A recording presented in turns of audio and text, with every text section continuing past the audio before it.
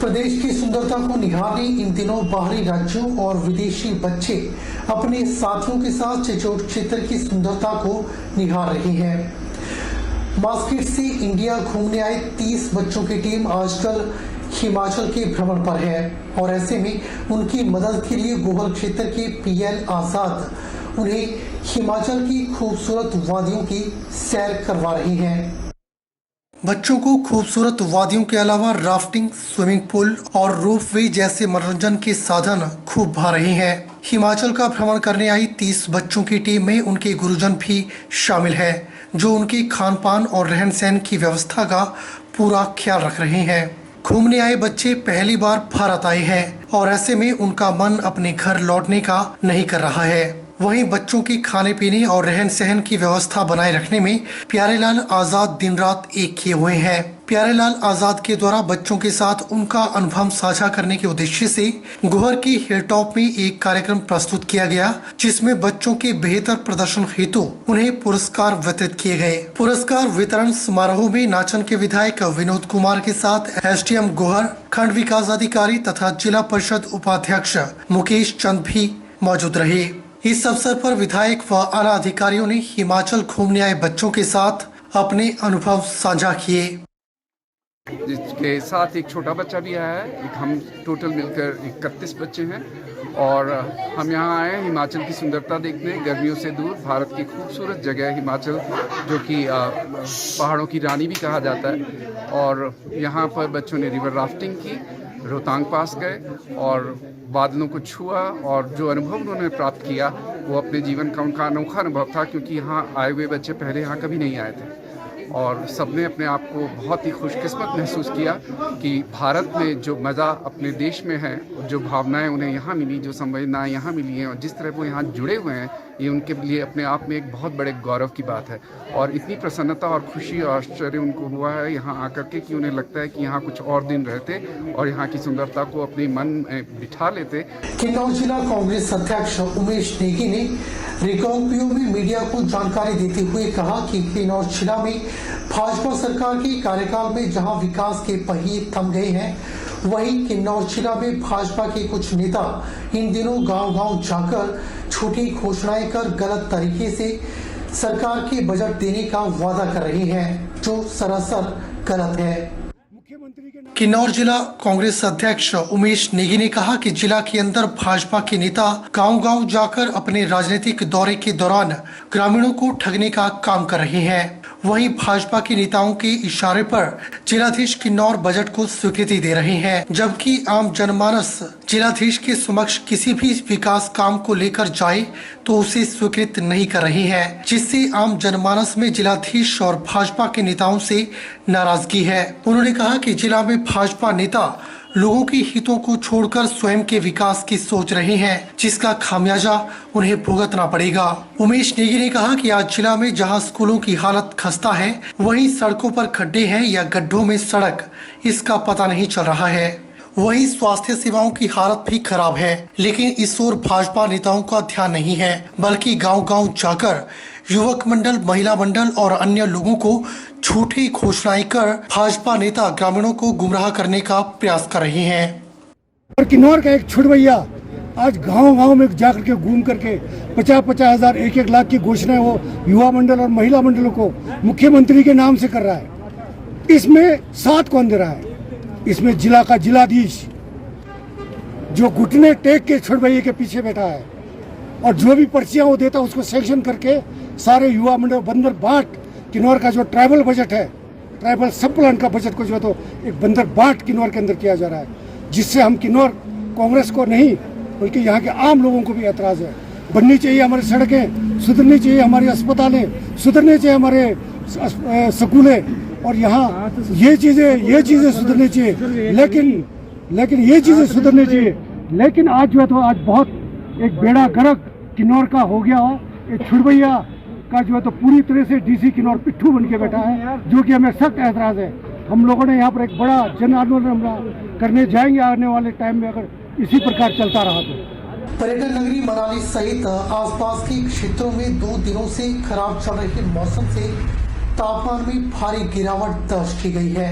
ऐसे में अब घाटी में बदले मौसम के मिजाज को देखते हुए मनाली में एक बार फिर यहाँ के लोगों ने स्वेटर और जैकेट का सहारा लेना आरंभ कर दिया है।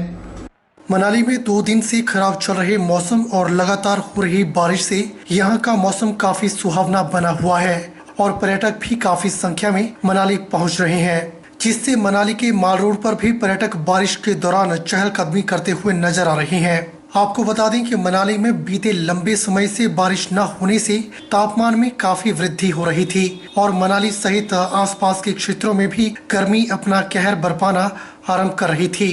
किंतु ऐसे में अब अचानक जिस तरह से मौसम ने करवट बदली है और बारिश का दौर शुरू हो गया है, उससे एक बार फिर यहाँ का मौसम काफी ठंडा हो गया है। मनाली घूमने आए पर्यटकों का कहना है कि मनाली कुछ दिन पहले तक तापमान में काफी वृद्धि हुई थी और जिस तरह बीते 2 दिनों से मनाली में बारिश हो रही है, उससे तापमान में काफी कमी आई है और वे स्वेटर और जैकेट पहन रहे हैं। उनका कहना है कि इन दिनों यहाँ का मौसम काफी अच्छा है और यह उन्हें काफी पसंद आ रहा है। मैं 4546 डिग्री टेम्परेचर से आया था। जब इधर आया तो नेट पर था टेम्परेचर 22-23, पर इधर 17-18 आकर बहुत मजा हुआ। लगता है कि पैसे वसूल हो गए हैं जितने पैसे लगाए हैं। सोचा कुछ और था, लेकिन यहाँ हो गई बरसात। अब थोड़ा सा तो घूमने का जो सोचा था, रिवर राफ्टिंग करेंगे और क्लाइंबिंग करेंगे, वो सब में तो पानी फिर गया।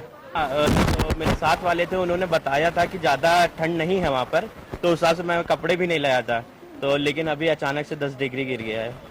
हिमाचल प्रदेश के विश्वविख्यात शक्तिपीठ श्री नैना देवी में विशाल जागरण का आयोजन किया गया।